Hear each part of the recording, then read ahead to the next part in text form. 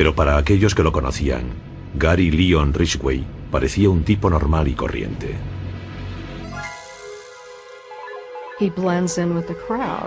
Se confundía con la multitud. No había nada en él que hiciese saltar la alarma, y por eso era tan efectivo a la hora de engañar a las mujeres. Gary Ridgway es de lo mejorcito cuando se trata de matar. La mayoría de los asesinatos se resuelven en un par de días, pero Ridgway salió impune durante décadas. El asesino de Green River.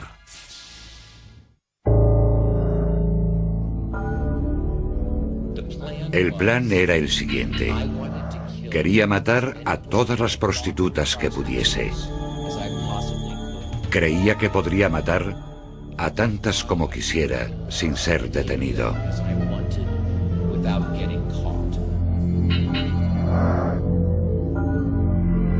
El 5 de noviembre de 2003, Gary Leon Ridgway se confesó culpable del asesinato de 48 mujeres. Admitió ser el legendario asesino de Green River, un asesino en serie que mantuvo en alerta durante casi 2 décadas a la costa noroeste del Pacífico por una serie de muertes violentas. Señor Ridgway, se declara culpable de 48 cargos de homicidio en primer grado porque es culpable de cada uno de ellos. Sí. En el tribunal se leyeron uno a uno los lugares, las fechas y los nombres de las víctimas, y Gary Ridgway, impasible, reconoció cada uno de los asesinatos.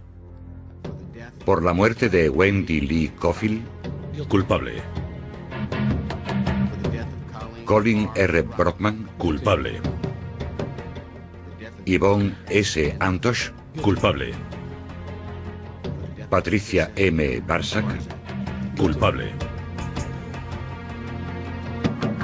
En su confesión, Ridgway le contó a la policía que había matado por lo menos a 90 mujeres.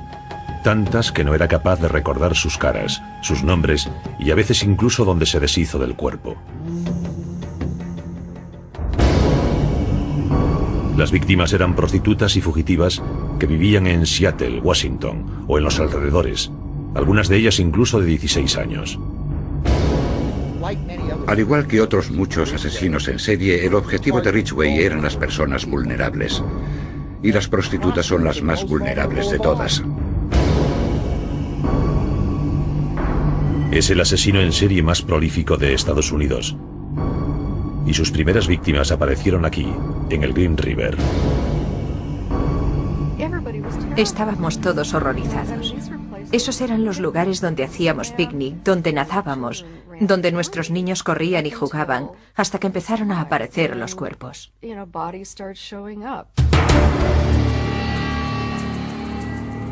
Todo empezó el 15 de julio de 1982, cuando 2 niños descubrieron un cuerpo desnudo flotando bajo el puente Peck. Se llamaba Wendy Lee Cofield, una chica de 16 años que se había escapado de casa y que había sido estrangulada. 4 semanas después apareció flotando boca abajo en el río el cuerpo desnudo de una mujer a la que habían estrangulado, Deborah Bonner. Una vez que comenzaron los asesinatos, empezamos a hacer suposiciones. Es decir, ¿era obra de más de una persona? ¿Cómo empezó y dónde acabará todo esto? ¿Cómo es posible? Todo sucedía en Green River. Y los asesinatos continuaron. 3 días después, el 15 de agosto. Un barquero nos dijo que había estado navegando río abajo y vio lo que parecían ser 2 maniquíes en la orilla del río. Pero cuando se acercó se dio cuenta de que no eran maniquíes, de hecho eran cuerpos humanos.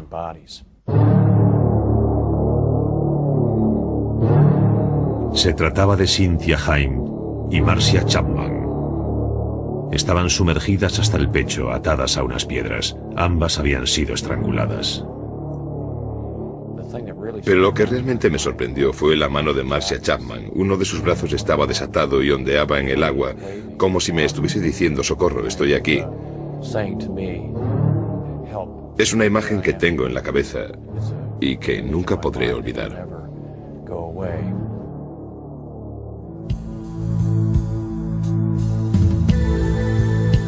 Cuando el detective principal, Dave Reicher, descendió al lugar donde estaban los cuerpos, se encontró con otra víctima tirada sobre la hierba. Se llamaba Opal Mills. En aquella época, Reicher no sabía que las pruebas que había en esas escenas ayudarían a capturar al asesino de Green River casi 20 años después. Cuando las víctimas empezaron a aparecer en el río, Ridgway estaba solo a unos minutos de allí, trabajando en la Kenworth Trunk Company de Seattle. En el año 1982 ya llevaba trabajando allí 11 años. Gary era pintor, hacía los dibujos en los camiones con cinta adhesiva. Era un trabajo que requería destreza y precisión. Era el puesto ideal para Gary Ridgway. Era meticuloso. Le gustaba asegurarse de que todo estaba perfecto. Perfecto para él. Muchos de sus compañeros de trabajo opinaban que había algo en Gary Leon Ridgway que no era del todo correcto.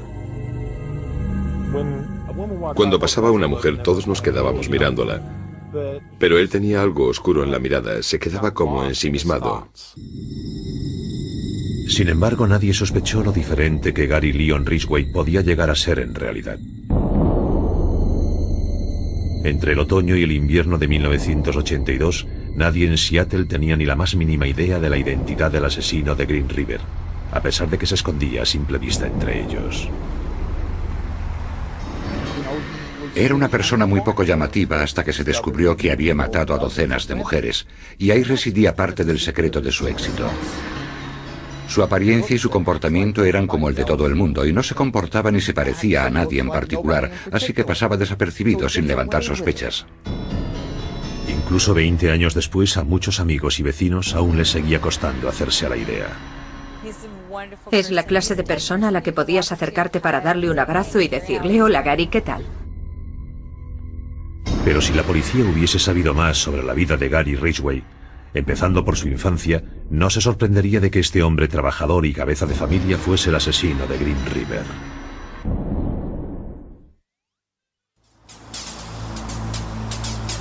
En agosto de 1982 se encontraron los cuerpos de las primeras víctimas del asesino de Green River. Enseguida cundió el pánico en los alrededores del río, que hasta entonces habían sido tranquilos.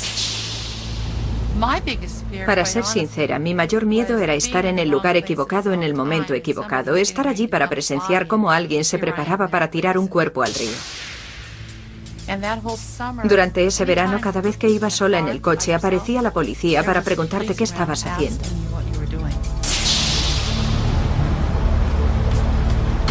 La investigación principal de los asesinatos fue llevada a cabo por la policía del condado King en Washington, junto con otros servicios locales de ejecución de la ley.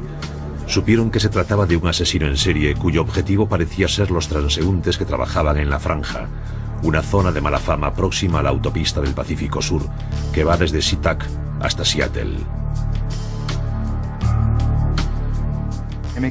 Eran las víctimas perfectas. Se subían en el coche y lo hacían con discreción porque no querían que las descubriese algún policía de la secreta que podría estar observando. No querían que las descubriese la patrulla de la policía que vigilaba la zona.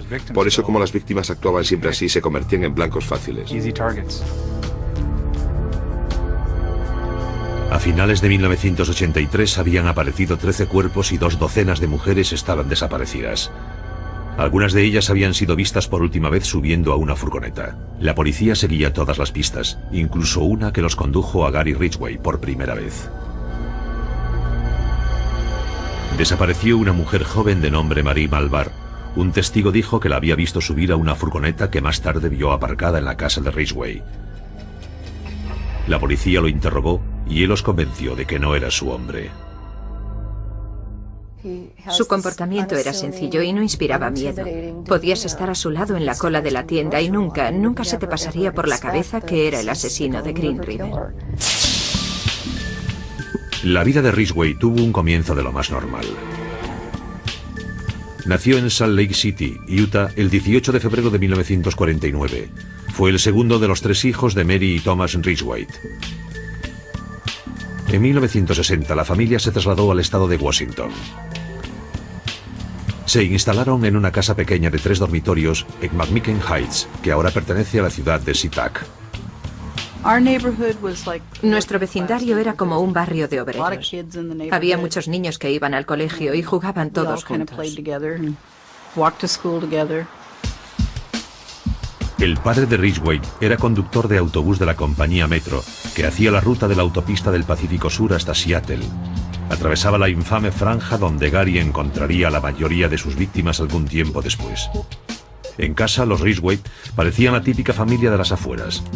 Al padre de Gary le encantaba montar mercadillos de garaje, mientras que su mujer era una gran jardinera. Le encantaba trabajar en el jardín, saludaba con amabilidad con aquel sombrero suyo de paja. Siempre andaba por fuera arreglando los árboles, podándolos o haciendo cosas por el estilo. Pero Ridgway desvelaría más tarde otros recuerdos de su madre. Mojaba la cama hasta que se convirtió en un adolescente, y aún se acuerda de su madre lavándole los genitales. Desarrolló un deseo sexual muy intenso hacia ella, mezclado con la humillación. Contaba que la observaba mientras tomaba el sol y que tenía fantasías sexuales con ella.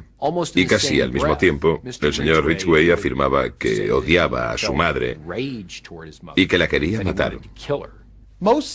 La mayoría de los asesinos tienen muchas fantasías en su vida, en las que mezclan la sexualidad y la violencia. Por eso llegan a creer que no pueden tener una sin la otra. La primera vez que matan puede ser incluso por diversión. Ese parece ser el caso de Ridgway, que perpetró un intento de homicidio.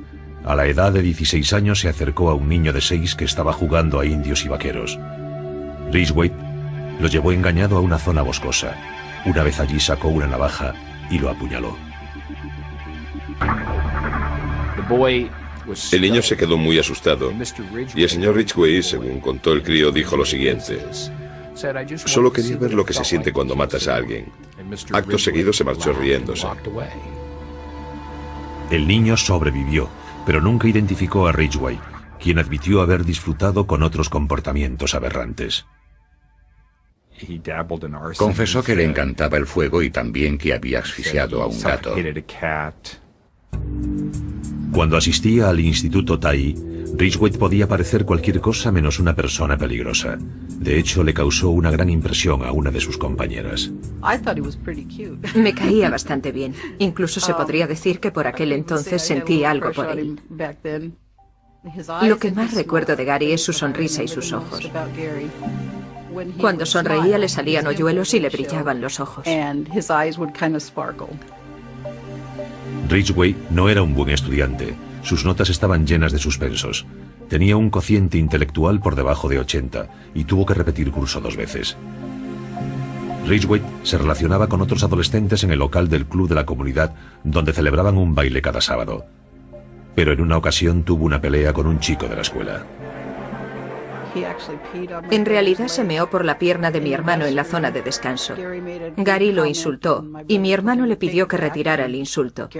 Gary se giró y le meó por la pierna. Mi hermano le pegó, así que nos echaron a patadas del baile y esa noche tuvimos que volvernos temprano para casa. En junio de 1969, Ridgway se graduó en el Instituto Tai a la edad de 20 años. En agosto de ese mismo año se alistó en la Marina. El verano siguiente se casó con Claudia Craig, una chica con la que llevaba saliendo varios años. Poco después, Ridgway salió embarcado durante 6 meses por el Pacífico Occidental. Pasaban el tiempo visitando varios puertos, entre ellos el de Filipinas, donde parece ser que estuvo con prostitutas. Ridgway pagó un precio muy alto por sus encuentros sexuales, el de las enfermedades venéreas. Los registros médicos de la Marina muestran que a Ridgway se le diagnosticó gonorrea. Culpaba a las prostitutas por haberle contagiado. Después, cuando volvió a los Estados Unidos, descubrió que su mujer lo había engañado. Descubrió que Claudia había tenido una aventura con otra persona. Se puso furioso. Dijo que su primera mujer se había convertido en una prostituta.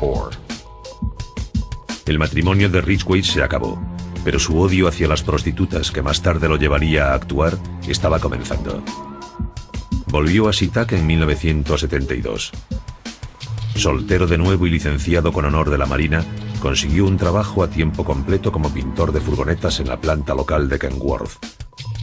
Para aquellos que lo conocieron parecía una persona normal. No había forma de saber que se estaba volviendo un demonio disfrazado.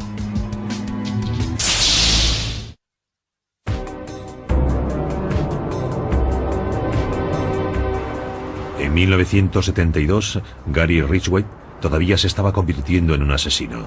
Se había descarriado cuando era joven, pero por lo que saben los investigadores aún no había cometido ningún asesinato. Los detonantes que convertirían su vida en la de un asesino en serie todavía no estaban completamente colocados, aunque sí lo estarían unos cuantos años después. En la investigación para entender a un asesino en serie, estudiamos mucho lo que le había ocurrido al asesino cuando era pequeño. Pero ignoramos algo, su etapa de transición hasta convertirse en un hombre adulto y de mediana edad. Con 22 años, Gary Ridgway todavía estaba pasando un bache emocional. Había vivido un divorcio muy amargo de una mujer que consideraba una prostituta. Estaba enfadado, pero eso no quiere decir que quisiese estar solo. Quedarse en casa sin una mujer a su lado no era el estilo de Gary. Cuando la gente piensa en un asesino en serie, tiende a pensar en un hombre solitario que no es capaz de tener una relación y que no puede mantener un trabajo a tiempo completo. Pero la verdad es que es justo lo contrario y Ridgway es el ejemplo perfecto.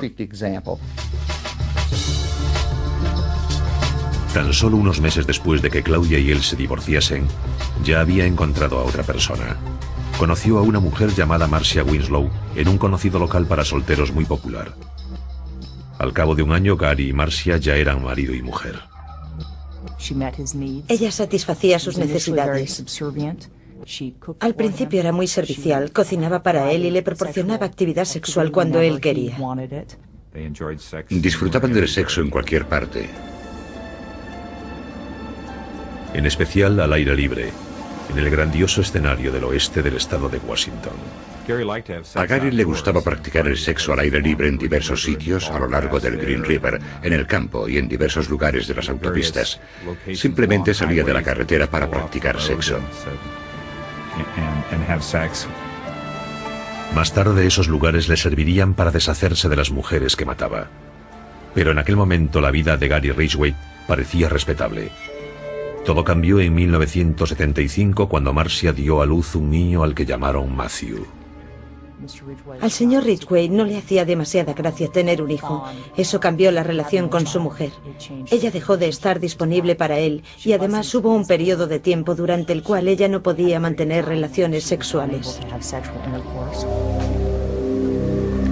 Algún tiempo después, cuando pudieron mantener relaciones, su comportamiento empezó a cambiar.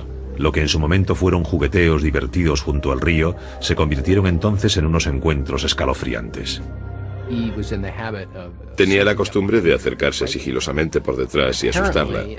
Parece ser que en algunas ocasiones sus jugueteos preliminares consistían en estrangularla, como él decía. La agarraba por el cuello y lo oprimía para cortarle la respiración. Marcia se marchó y pidió el divorcio. Si Gary Ridgway pensaba que su vida estaba acabada cuando se rompió su primer matrimonio, cuando Marcia rompió con él se sintió incluso peor. Años después le diría a la policía que la pérdida de Marcia fue un punto sin retorno. Pensó que había estado equivocado. Dijo que debería haberla matado, y parece ser que fue después de todo esto cuando comenzó la violencia. Ridgway afirmaba, si hubiese matado a mi segunda mujer, nunca habría matado a esas prostitutas. En realidad estaba intentando castigarla. Es fácil no creerse la afirmación de Ridgway. La gente cercana al caso cree que habría matado tarde o temprano de todas formas. Pero sea cual sea su motivo, un año después de que Ridgway se divorciase, empezaron a aparecer los cuerpos de las chicas a lo largo del Green River. Recuerdo que cuando apareció la primera víctima pensamos que se podía tratar de un caso de violencia doméstica o algún tipo de caso aislado. Y después apareció otra y otra y otra. La gente estaba asustada y no daba crédito. En aquel momento nadie más sabía que el asesino era Gary Ridgway. Las víctimas eran mujeres que para él eran tan odiosas como las esposas que lo habían abandonado. Él pensaba que las prostitutas eran mujeres totalmente prescindibles y no las consideraba seres humanos. De hecho, le confesó a la policía que las consideraba basura. Las llevaba a su casa o a alguno de aquellos lugares apartados cerca del río donde alguna vez había hecho el amor con Marcia. Después se aseguraba de que se quedaban completamente desnudas. De esta forma no quedaba ninguna prueba del crimen en la ropa de las víctimas. Normalmente le rodeaba el cuello con el antebrazo desde atrás sin avisar. Era muy íntimo y personal. Había mucho contacto físico.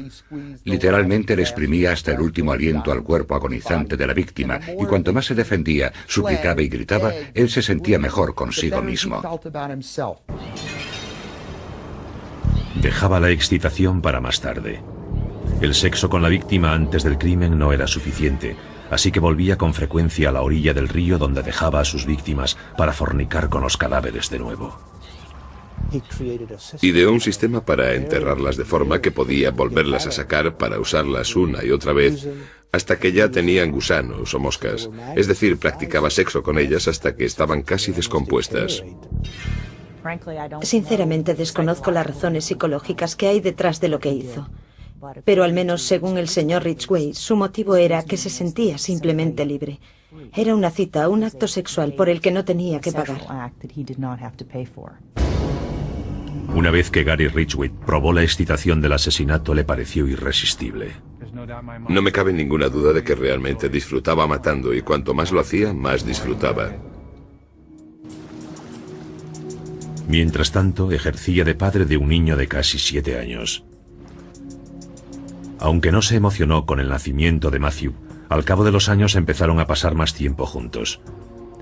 Después del divorcio tenía a Matthew un fin de semana de cada 2, y se aprovechaba desvergonzadamente de él para atraer a sus víctimas. Convencía fácilmente a cualquiera para que entrase en la casa donde tuvieron lugar los crímenes, simplemente diciendo, esta es la habitación de mi hijo y estos sus juguetes. ¿Cómo alguien que tiene un hijo puede hacerme daño? Eso demuestra lo listo que era. Era capaz de usar a su hijo como una coartada para asegurarle a las víctimas que era inofensivo, que no les haría daño. Matthew incluso conoció por lo menos a una de las víctimas. El niño estaba en la furgoneta cuando Ridgway la llevó a un lugar apartado en el bosque. Condujo hasta un lugar aislado. Le dijo al niño que esperase en la furgoneta y después desapareció en el bosque con la mujer. Cuando volvió sin ella, el niño le preguntó, oye papá, ¿dónde está la chica? Y él le contestó que se había ido andando para casa porque vivía cerca de allí. Ridgway no se preocupaba nada por su hijo, solo usaba a la gente, la usaba como un instrumento para satisfacer sus necesidades. Lo hizo con su hijo, con sus esposas y en realidad hacía lo mismo con sus víctimas. En enero de 1984, el número de cuerpos encontrados en Green River era de 13. Los efectivos de la policía estaban desesperados intentando juntar todas las piezas para encontrar al asesino. Para Gary Ridgway, el juego de la evasión estaba empezando. Cuando comenzó el año 1984, había poco que celebrar en Seattle. Durante casi 2 años, el asesino de Green River había asesinado metódicamente una chica tras otra. El número de cuerpos seguía siendo 13, y los detectives del sheriff del condado King estaban empezando a sentirse frustrados. Es un reto. Hay un criminal ahí fuera. Hay un asesino suelto que ha huido a pesar de nuestros esfuerzos por capturarle. Un mes después, se crearon las fuerzas encargadas de Green River. Una unidad de 50 personas reunió una enorme lista de sospechosos, compuesta por clientes de líneas eróticas, agresores sexuales reconocidos y otras tipologías. El número de sospechosos que conseguimos era de 12.000 a 15.000. Hay curas que llevan ropa interior femenina ahí fuera. Hay consejeros de niños por ahí que consumen pornografía infantil. Hay muchos hombres que al final del día se sacan la corbata y se van a un local de striptease en busca de algo excéntrico. Uno de esos hombres era Gary Ridgway. El plan de Ridgway era limpio y simple. Hacer un trato con una chica en la calle, llevársela en la furgoneta y nunca se les volvía a ver. El señor Ridgway pensaba continuamente en matar. Pensaba en ello a cada momento. Cuando comía, cuando dormía, es probable que incluso mientras hacía el amor con su mujer pensaba continuamente en matar y en abusar de alguna mujer en el bosque. Así era su día a día. Y una vez que llevaba sus pensamientos a la práctica, En mi opinión, era una máquina de matar perfecta. No tenía conciencia y disfrutaba de lo que hacía. Era un juego y ganaba él. uno de los pasatiempos que usaba Ridgway para despistar a la policía consistía en repintar con frecuencia las diversas furgonetas que usaba para sus viajes a la franja. Con la esperanza de acabar con la tendencia ganadora del asesino, los miembros de la policía querían meterse en la cabeza de un asesino en serie. Incluso consultaron la opinión de otro asesino en serie prolífico, quien una vez acechó en la costa noroeste del Pacífico, Ted Bundy. Nos escribió una carta en la que decía: ¿por qué no venís a hablar conmigo? Creo que puedo ayudaros a entender la mente del hombre del río. Así era como llamaba a Ridgway. Dijo que era probable que le gustase la pornografía, la caza, el poder y la autoridad sobre sus víctimas, y que volvería para mantener relaciones sexuales con los cadáveres. Nos dio un punto de vista interior que no habíamos tenido en cuenta antes. Lo cierto es que la posición de algunos de los cuerpos llevó a los investigadores a sospechar que el asesino de Green River volvía a visitar los cadáveres en busca de sexo. Algunos de los cuerpos que se encontraron tenían piedras colocadas dentro de los genitales, pero Ridgway no dejaba pistas reales tras él. Cada vez que se descubrían los restos de una presunta víctima suya, los investigadores estudiaban cuidadosamente la escena del crimen para recoger pruebas, en busca de la pista más diminuta. ¿Qué buscábamos? Pues cualquier cosa. Una posible transferencia de cabellos, restos de pintura, cristal, tejidos. Ya lo ven, cualquier cosa. También se recogían pruebas cuando se les hacía la autopsia a los cadáveres, ya que los médicos pudieron extraer muestras de semen de algunos de ellos. Poco a poco y con cuidado se iban almacenando las pruebas que algún día podrían identificar al escurridizo asesino de Green River, que siempre parecía ir un paso por delante de los que lo perseguían. La prensa contaba todo lo que hacía la unidad encargada de la investigación. En las noticias contaron que íbamos a poner vigilantes y él escogía un lugar para dejar a su víctima y después escogía otro diferente para la siguiente. Aprendió mucho de nosotros, por desgracia. Pero a pesar del talento de Ridgway para engañar, no consiguió hacerse invisible a los ojos de la policía, pues sabían que era un cliente frecuente de las mujeres de la franja. La policía lo llamó para interrogarlo en varias ocasiones. Y aunque había matado a una mujer 3 semanas antes de uno de los interrogatorios principales, no mostró ningún signo de nerviosismo. El comportamiento de Ridgway le permitió incluso pasar la prueba del polígrafo. La prueba del polígrafo se basa en los sentimientos de culpabilidad. Y si nunca te sientes culpable de lo que has hecho, serás capaz de engañar a cualquiera. Pero Ridgway no podía engañar por completo a los detectives. En 1987 volvieron a investigarle. Una vez más, la furgoneta que conducía cuando salía en busca de víctimas llevó a los detectives hasta él.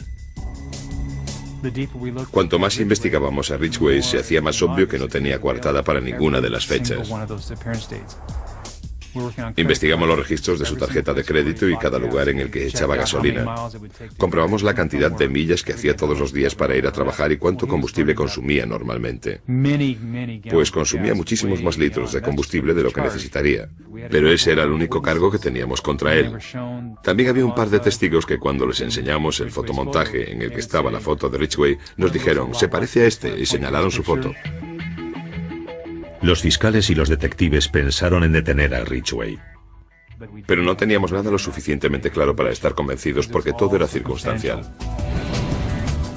Los investigadores consiguieron una orden para registrar la casa de Ridgway, con la esperanza de encontrar pruebas físicas que demostrasen que era el asesino. Pero la búsqueda fue en vano. El señor Ridgway era simplemente muy bueno en lo que hacía. Mató a todas las mujeres en su habitación. Normalmente, en cuanto acababa de matarlas, quitaba las sábanas de la cama y las echaba a lavar incluso antes de recoger el cuerpo de la mujer para sacarlo de la escena del crimen. Así que básicamente no dejaba nada tras él. Gary Ridgway engañó a la ley una vez más. Creo que estaba empezando a jugar a más de un juego y a mover piezas por todas partes. Empezó a cambiar de sitio los esqueletos y los cuerpos. No cambió su modus operandi.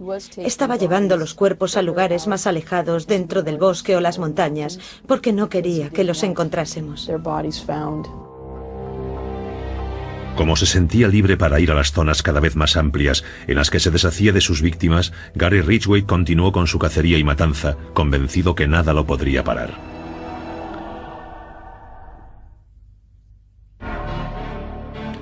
En 1988 habían muerto más de 40 mujeres, víctimas de lo que se empezaba a conocer como los asesinatos de River Green. El asesino, Gary Ridgway, seguía suelto.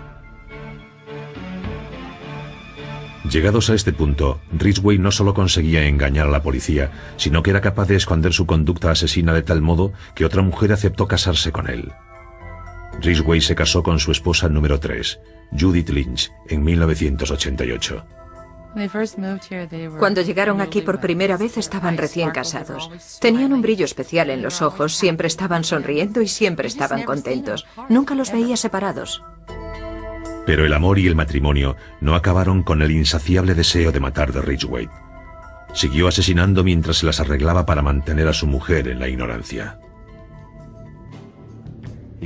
Podía ser Gary Ridgway el marido, y cuando salía en la furgoneta se convertía en Gary Ridgway el asesino.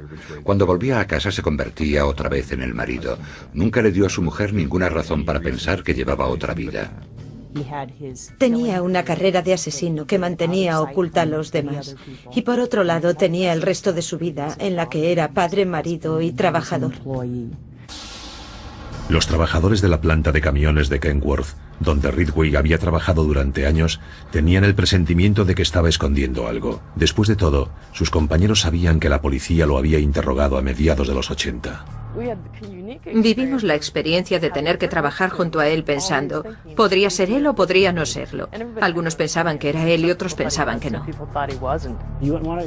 No te tomarías una cerveza con él ni querrías que fuese a tu casa. Simplemente era una persona diferente. Algunos trabajadores de Kenworth incluso le pusieron un apodo, Gary el de Green River. No sabían lo que él les estaba haciendo. Ridgway le contó más tarde a los investigadores que alguna vez había usado las joyas que les robaba a las víctimas para gastarles una broma a sus compañeros de trabajo. Había puesto las joyas en los lugares donde la gente las podía encontrar mientras trabajaban. Alguna trabajadora las recogía y se las ponía. Era realmente un gran hallazgo.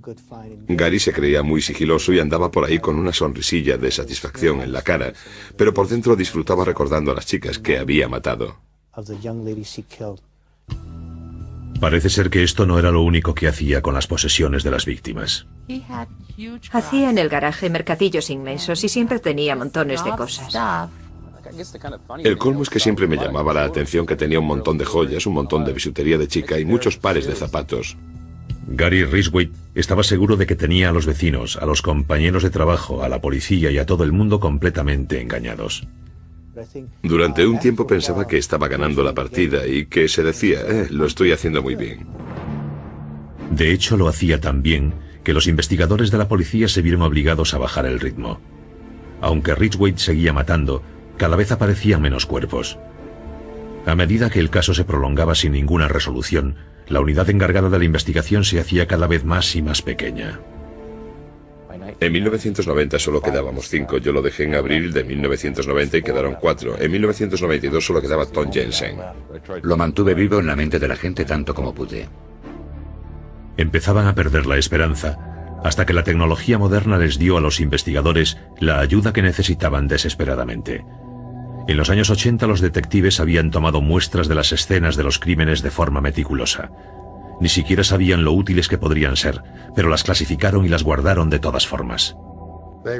Las congelaron y las guardaron, aunque, como se suele decir a menudo, esto no vale para nada, solo va a ocupar espacio en el almacén de pruebas, deshagámonos de esto.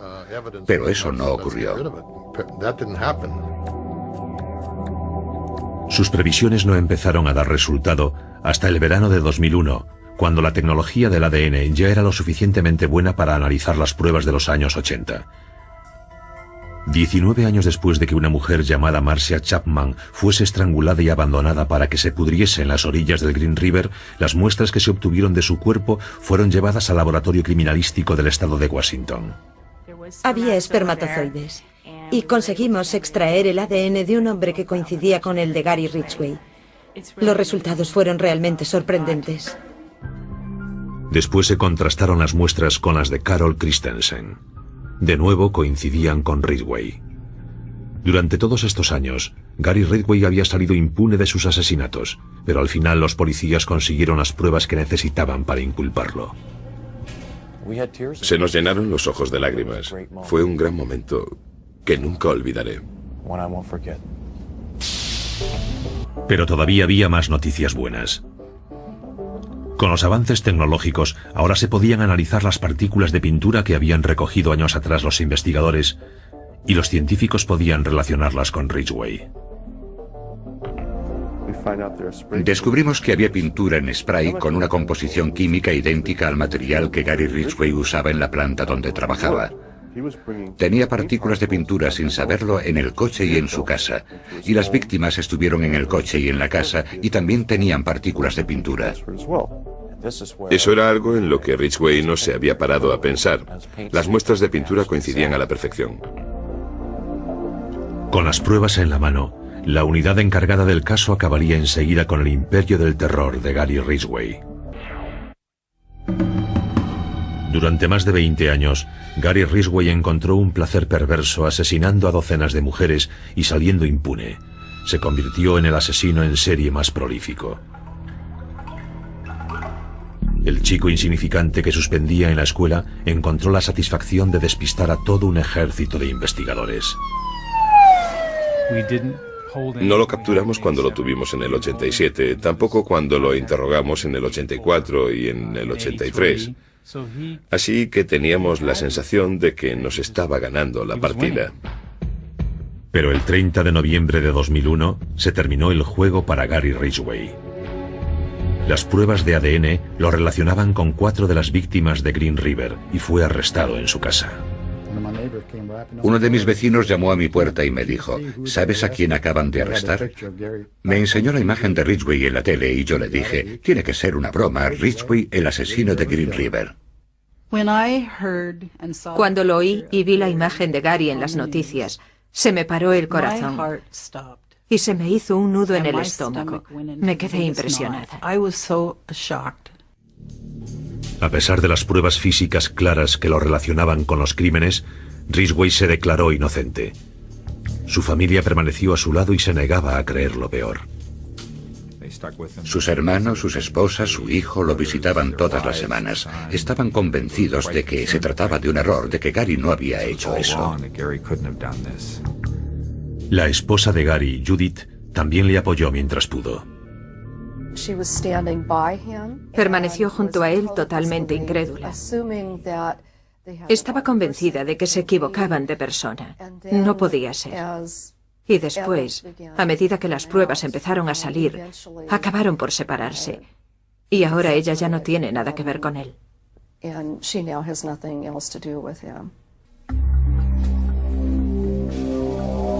El 5 de noviembre de 2003, desaparecieron todas las dudas sobre la culpabilidad de Ridgway. Se declaró culpable del asesinato de 48 mujeres. Había hecho un trato para colaborar en la investigación y les proporcionó más información sobre las víctimas y los lugares en donde estaban los restos. Haciendo eso se libró del juicio y de una posible condena a muerte. Señor Ridgway, ¿cómo se declara por el primer cargo de homicidio en primer grado de Wendy Lee Caulfield? Culpable. Señor Ridgway, ¿cómo se declara por el segundo cargo de homicidio en primer grado de... Culpable. Culpable. Culpable. Es como si no tuviese ningún tipo de remordimiento por lo que había hecho. Había matado a tanta gente que ni se acordaba de quiénes eran. Me parecía imposible que alguien pudiese matar a toda esa gente y no se acordase de ellos. También les pareció imposible a los familiares indignados de las víctimas que hablaron en el tribunal cuando fue condenado a cadena perpetua sin libertad condicional el 18 de diciembre de 2003. Has dicho que el recuerdo de las mujeres que te has llevado se ha desvanecido, pero el nuestro no. Dices que ellas no significaban nada para ti, pero lo eran todo para nosotros. Era una madre, una esposa y una hermana, y la echamos de menos. Gary Ridgway se quedó allí sentado con cara de piedra mientras los familiares de las víctimas lo maldecían e insultaban. Es un animal. Le deseo una muerte lenta, dolorosa y cruel. Va a ir al infierno porque es un demonio. Poco después se derrumbó la fachada de frialdad cuando el padre de una de las víctimas lo sorprendió con una dosis de humanidad. Señor Ridgway, aquí hay gente que le odia. Yo no soy uno de ellos.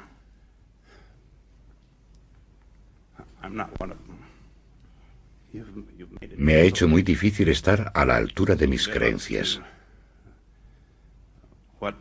Y lo que Dios me dice que tengo que hacer es perdonar. Está perdonado, señor. Aquellas lágrimas y la declaración que hizo ese mismo día ante el tribunal fueron lo más parecido a mostrar remordimientos que Gary Ridgway había hecho nunca. Siento haber matado a esas mujeres. Tenían toda la vida por delante. Siento haberle causado tanto dolor a tantas familias.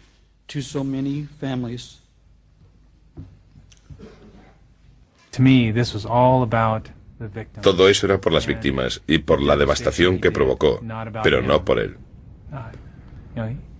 Se merecía morir por lo que hizo. Pero eso no le solucionaría nada a las víctimas. No era ninguna victoria. Simplemente nos alegramos de que parase.